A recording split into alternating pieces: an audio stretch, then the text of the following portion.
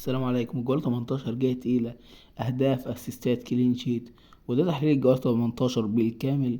يلا بينا نبدأ. واحد، مانشستر يونايتد نيوكاسل. مفيش كلين شيت للفرقتين. الأهداف فولتميدا، جوردون كونيا. الأسيست برونو جومرايش، ميسن ماونت.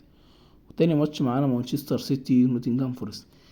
كلين شيت أقرب لمانشستر سيتي. الأهداف هالاند جفارديول. الأسيستات فودن ريان شرقي. سيطرة كاملة للسيتي ونقاط مضمونة. تالت ماتش أرسنال برايتون. الاهداف فولتميدا، ديكلان رايس. الاسيستات ديكلان رايس، يعني كده رايس حاضر في التسجيل وفي الصناعة. يلا بينا على الماتش الرابع، برينتفورد وبورنموث. كلين شيت مفيش للاتنين اعتقد. اهداف عندك تياجو، كولينز، ترافينيه.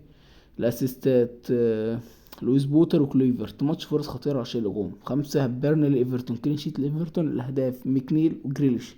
اسيست جريليش. ايفرتون لها كلين شيت. عندك ليفربول ولفرهامبتون. اعتقد كلين شيت لليفربول. الاهداف ايكيتيكي وفلوريان فيرتس يسجل اول هدف ليه في الدوري. اسيستات جرافنبرخ وفيرتس. دبل ديجيت لهجوم الليفر. ويست هام وفولهام. الاهداف راؤول خيمينيز ولوكاس بيكيتا. الاسيستات هاري ويلسون وشارلوت بيون. ماتش مفتوح وخيارات ديفرنشال كتير. الماتش رقم 8، استون فيلا وتشيلسي. الاهداف فيدرونيتو وروجرز. اسيستات بالمر واولي واتكنز. هجوم من الفرقتين ونقط هجوميه كويسه اول الفرقتين، ففيهم اختيار كويس. ساندرلاند ليدز. الكلين شيت اعتقد اقرب لليدز. ساندرلاند. الاهداف تيري هيوم وعمر الدريت، وركز على تيري هيوم ده قوي. ماتش دفاعي لليدز. واخر ماتش معانا كريستال بالاس توتنهام. كلين شيت اعتقد قريب لتوتنهام بعد اصابه مدافعين كريستال بالاس.